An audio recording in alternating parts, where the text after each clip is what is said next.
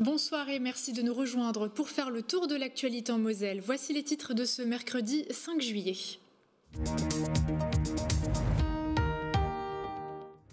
9,8% de hausse des tarifs sur le réseau Le Met. Dès le 1er août, les usagers paieront un peu plus cher leurs tickets et abonnements. Explication dans cette édition.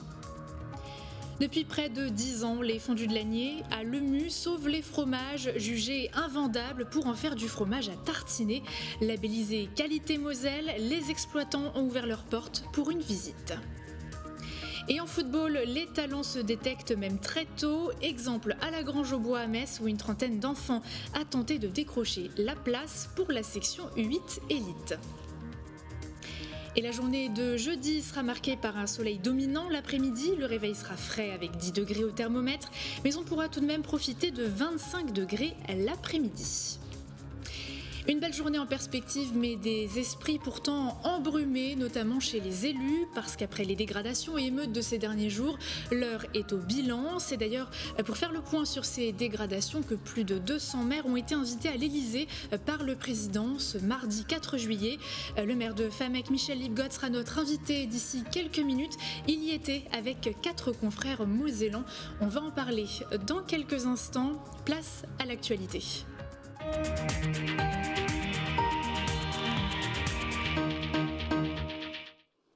C'est une hausse de près de 10% qui va impacter les usagers du réseau de bus Le Met. Une augmentation effective dès ce 1er août. Par exemple, un ticket un voyage d'1,60 € sera désormais vendu à 1,70 €.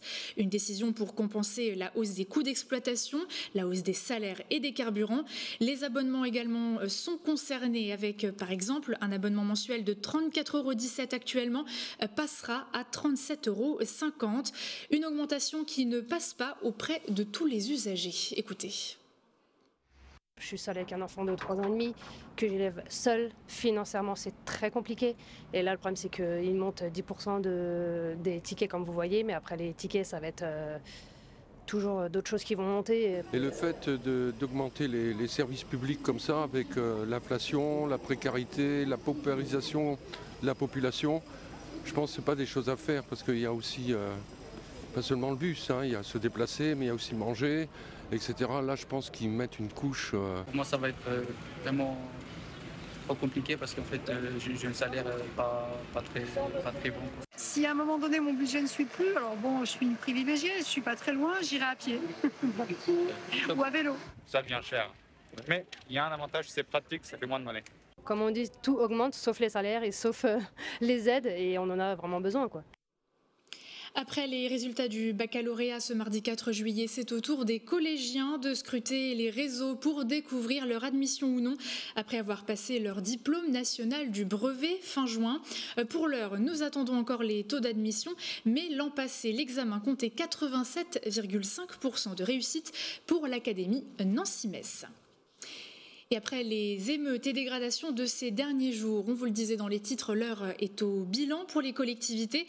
Ce mardi, ils étaient plus de 200 maires à être invités à l'Elysée et parmi eux, notre invité, Michel Lipgott. Bonsoir. Bonsoir. En tant que maire de Famec, vous étiez donc à l'Elysée ce mardi, aux côtés des maires de Metz, Yutz, Agondange et Voipy. C'était l'occasion bien de parler de tout ce qui s'est passé, l'occasion d'évoquer face au président de la République les nombreux dégâts en Moselle. À Famec, quel a été le bilan de ces dégradations ? Alors le bilan est sérieux, comme la plupart des gens qui étaient invités à Paris, en particulier l'hôtel de ville a été dévasté, on va dire les choses comme ça, 17 ordinateurs cassés, ils ont cassé les portes, on a même cassé ce qui faisait un peu notre fierté, l'aquarium avec ces poissons, enfin que tout le monde venait voir, donc des centaines de milliers d'euros de dépenses en perspective. Le sentiment de colère dès que c'est arrivé est toujours présent ? C'est un sentiment d'impuissance surtout. On a l'impression que des gens, une horde sauvage a envahi finalement l'hôtel de ville sans qu'on comprenne pourquoi. parce qu'en réalité, il n'y a pas une raison qui nous ait été expliquée, il n'y a pas une revendication, il n'y a pas une explication, même un début d'explication.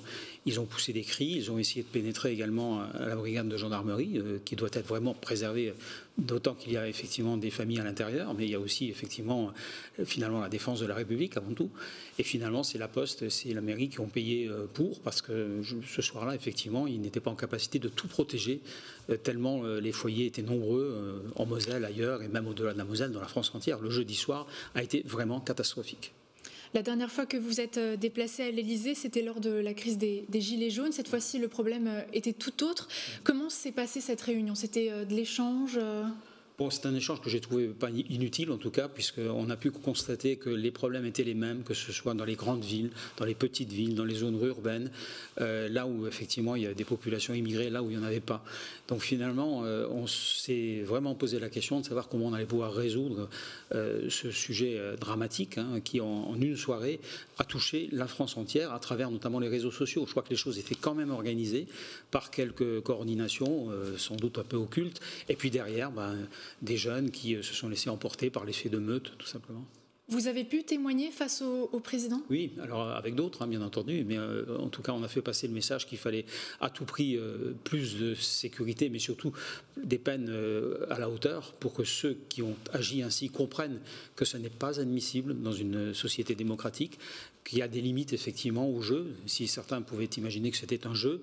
Et puis ensuite, il nous faudra réfléchir à l'avenir, prendre des mesures de sécurisation supplémentaires pour le futur, pour que ça ne se reproduise plus, et faire en sorte que l'on comprenne surtout ce qui a motivé ces jeunes, qui pour certains sont issus peut-être de milieux défavorisés, mais qui pour d'autres sont issus de milieux favorisés. C'est-à-dire la compréhension qui est la nôtre, globalement, tous les élus, et même le président de la République, de ce qui s'est passé.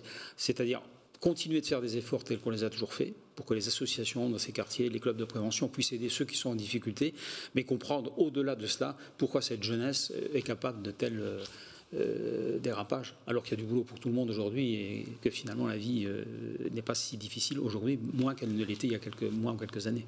Vous parlez de plus de sécurité, en tout cas c'est ce qui est ressorti de ces échanges, de cette réunion, de la réparation pénale. Est-ce qu'il faut aussi renouer du dialogue social, et notamment à Famec? Je pense que ce soit à Famec ou ailleurs, mais en tout cas je pense qu'il faut revenir à des discussions avec ces jeunes. Pas seulement en termes de prévention, mais peut-être aussi revenir à la notion de police de proximité, par exemple, lorsque les gendarmes ou les policiers discutent avec des jeunes. Qui a été supprimé. Voilà, et c'est un peu regrettable parce que entre deux périodes, je dirais, d'échauffement, comme on a pu le connaître, il y a place pour le dialogue. Et il faut effectivement que les jeunes comprennent que les adultes ne sont pas contre eux, que les gendarmes sont là pour faire respecter la loi, mais que ce n'est pas la loi des gendarmes, c'est la loi de la République, tout simplement. Et en sens contraire, il faut aussi que on essaie de se rapprocher des états d'âme de ces jeunes, qui manifestement, pour beaucoup d'entre eux, ne vivent pas bien. Alors je ne sais pas si c'est le réchauffement climatique cumulé aux difficultés du bac, plus d'autres explications possibles, des logements peut-être quelquefois surchargés, l'absence de certains équipements collectifs. Enfin bon, on peut se poser plein de questions, mais il faut qu'on ait ce dialogue en tout cas. Et manifestement, ce dialogue n'a pas lieu aujourd'hui suffisamment pour qu'on puisse prévenir ce type de crise. Désormais, quelle est la suite pour Famec? La reconstruction? La reconstruction, bien sûr, les assurances vont passer, mais on ne sera pas remboursé à hauteur de 100%, donc on va essayer d'améliorer le système. Ce sera l'occasion, je dirais, de faire encore un peu plus en termes de sécurisation. Et puis, surtout, redonner le moral aux troupes, que ce soit aux élus, puis que ce soit aux administrés, à l'administration, qui a quand même été sérieusement choquée, puisque c'est leur outil de travail qui a été dévasté. Et je pense qu'on a, après quelques jours, repris un petit peu connaissance, je dirais, et puis on repart au combat. Mais c'était effectivement un traumatisme imprévisible et en tout cas dont beaucoup se souviendront. En tout cas, moi je veux remercier tous ceux qui nous ont adressé des messages de sympathie. On voit que le service public, ça a encore du sens pour les gens et que les mairies, ça compte. C'est peut-être le dernier endroit où on peut aller quand on est vraiment en très grande difficulté. Merci beaucoup d'avoir pris le temps de répondre à nos questions et à bientôt. À bientôt. Et de son côté, côté santé, justement, l'hôpital Robert Schuman attend le feu vert de l'Agence régionale de santé pour ouvrir un service d'urgence. D'après les propos recueillis par nos confrères de La Semaine, situé sur la commune de Ventoux, près de Metz, l'établissement souhaite créer ce service pour désengorger les urgences de l'hôpital public, mais également répondre aux besoins grandissants de la population, d'autant plus que le centre médical de soins immédiats, structure indépendante et libérale qui assure les premiers soins sans urgence, va déménager à Belle-Île domicile en fin d'année. La direction de l'hôpital Robert Schuman souhaite donc assurer une continuité des soins pour environ 70 patients pris en charge chaque jour. Santé toujours avec cette initiative qui a le mérite de vouloir changer les choses. Les boîtiers SOS Seniors à l'attention des 65 ans et plus. L'initiative vient du Lions Club Val-de-Metz qui organise donc des distributions dans plusieurs collectivités. Le centre d'action sociale de Metz a déjà acheté 5000 boîtes. Les détails dans ce reportage. Cette petite boîte peut sauver des vies. Créée et portée par le Lions Club, le système de boîte SOS permet au secours de trouver en un seul geste toutes les informations sur la santé d'une personne âgée qu'elles doivent prendre en charge à domicile. Ces milliers de boîtes sont fabriquées par le président et les bénévoles du club. Elle contient donc une feuille, un descriptif général de la personne. Le nom de la personne, les antécédents médicaux, les allergies, les médicaments qu'elle prend. Il y a le nom de son médecin. On a beaucoup de demandes individuelles aussi. Donc ça, c'est un peu plus compliqué parce qu'on ne peut pas répondre individuellement à tout le monde. Hein. Donc on essaye que les gens se rapprochent de leur commune. Oui, ça c'est une fierté parce qu'on a les retombées qui nous reviennent. Hein, à savoir que les pompiers, les ambulanciers, etc., pour eux c'est une satisfaction. Une fois assemblées et emballées, les boîtes seront données aux maires des communes volontaires. Ce sont ces derniers qui auront alors pour mission de les distribuer. Bonjour Annie, comment ça va? Ça va? Ça va bien. Donc ça tu le colles où tu veux, bien visible à l'entrée de ta maison. Donc tu fais remplir par le médecin, tu refermes la petite boîte, fais-en bon usage. Cette boîte doit être rangée dans le frigo, là où les secours s'attendent à la trouver. Je suis une femme seule, mon mari est malade, il est en EHPAD, et donc au cas où il m'arriverait quelque chose d'assez gênant, je serais seule, personne ne pourrait donner de renseignements médicaux me concernant. Pour le maire de Marcilly, c'est un véritable soulagement. Oui, c'est rassurant parce qu'on a quand même un certain nombre de personnes qui vivent seules. Hein, et donc c'est un moyen supplémentaire en cas de besoin de secours. Et puis je pense que c'est apprécié de tous. Hein. Les boîtes SOS sont fabriquées à la demande. 2000 peuvent être faites en une après-midi. 25 000 ont déjà été distribuées en Moselle. C'est le fruit d'un travail d'une année entière. Ce mercredi, les étudiants de l'ENIM, de la Metz Racing Team, ont présenté leur petit bébé, leur monoplace baptisée Taranis, avec une particularité, et pas des moindres. Pour la première fois, cette voiture de course est 100% électrique. Reportage à Chamblay de Jean Milon.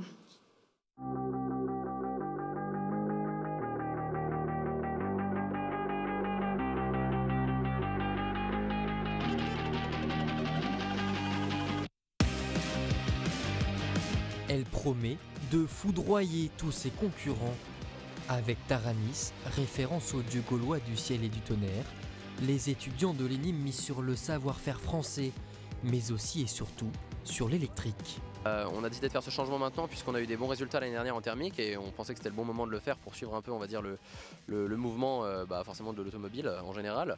Et puis voilà, une voiture électrique pour augmenter nos performances aussi. Sa vitesse de pointe, 130 km/h. Si la plupart des pièces ont été pensées et conçues par la Metz Racing Team, les plus complexes comme le moteur ont été commandés.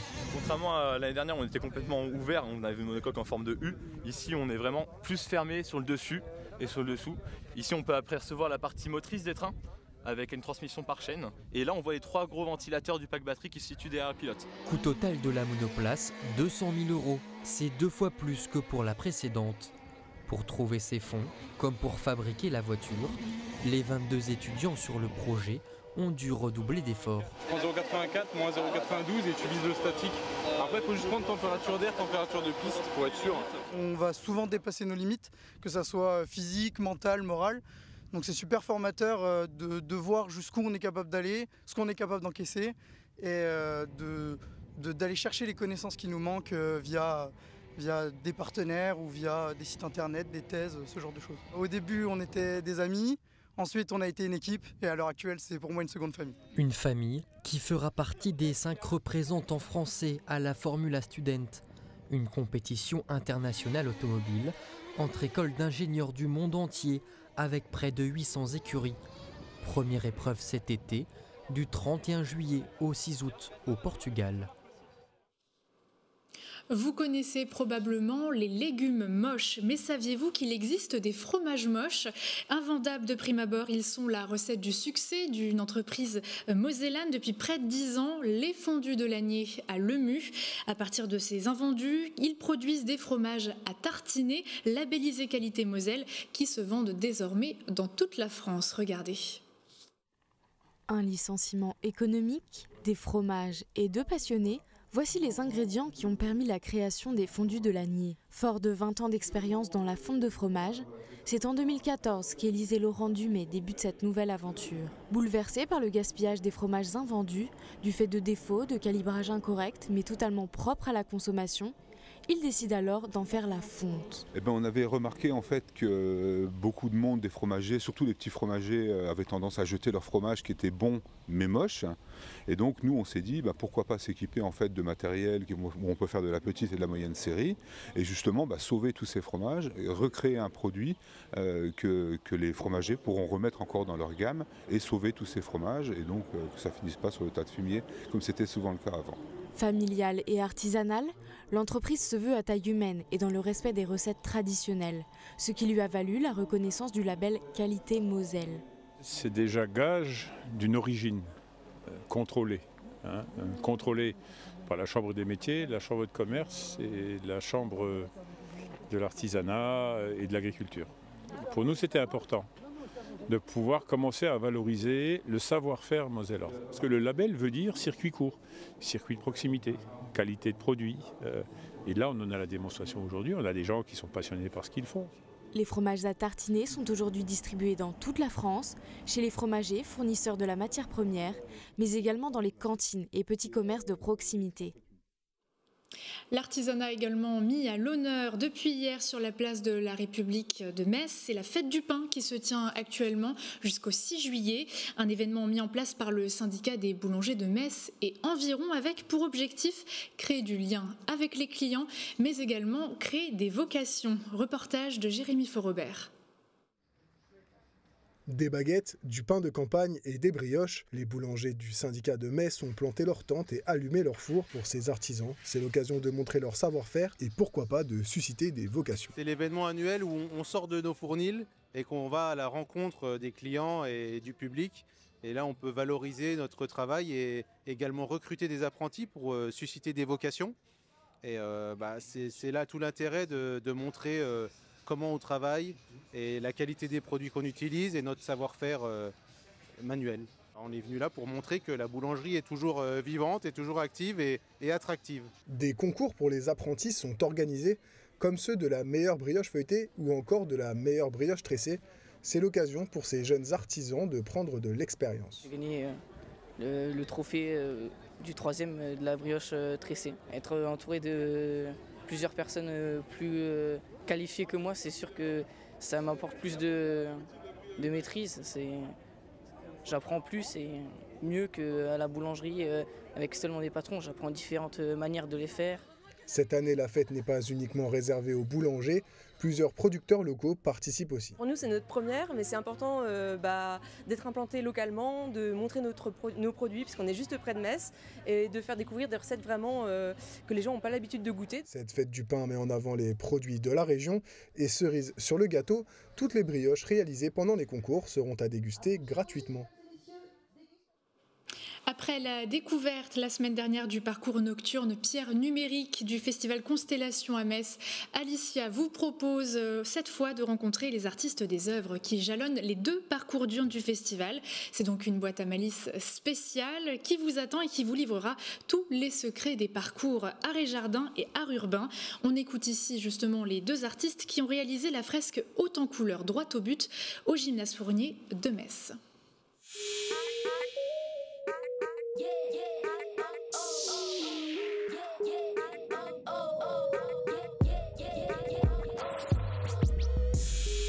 Cette installation s'appelle Droit au but.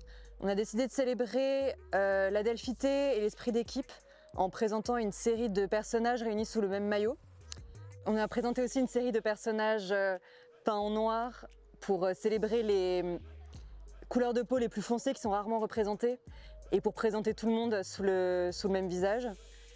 On a décidé aussi de créer de souligner la forme de l'architecture qui est déjà en forme de maison pour présenter le terrain de foot comme une safe place pour tout le monde.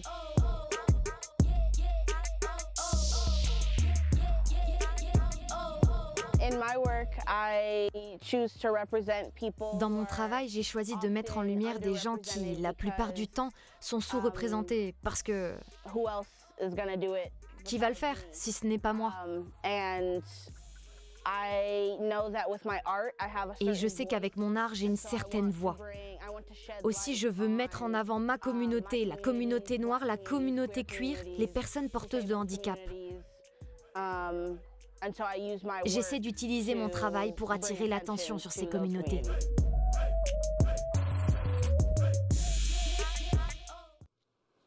Ce mercredi 5 juillet marque la reprise pour le groupe professionnel du FC Metz avec en premier lieu des tests médicaux mais également physiques jusqu'à la fin de la semaine. L'occasion de voir le niveau de chaque joueur après quelques semaines de vacances avant de reprendre réellement les entraînements sur la pelouse dès ce lundi 10 juillet.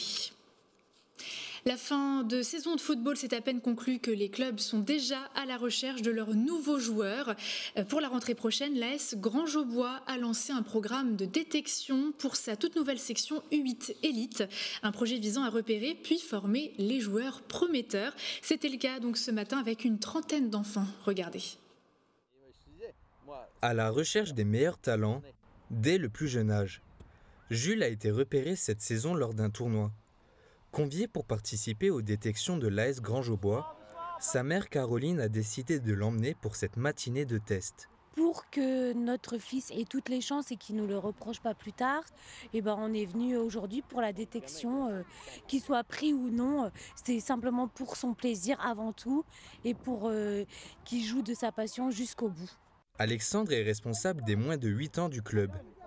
Il supervise chaque enfant à travers différents ateliers et matchs.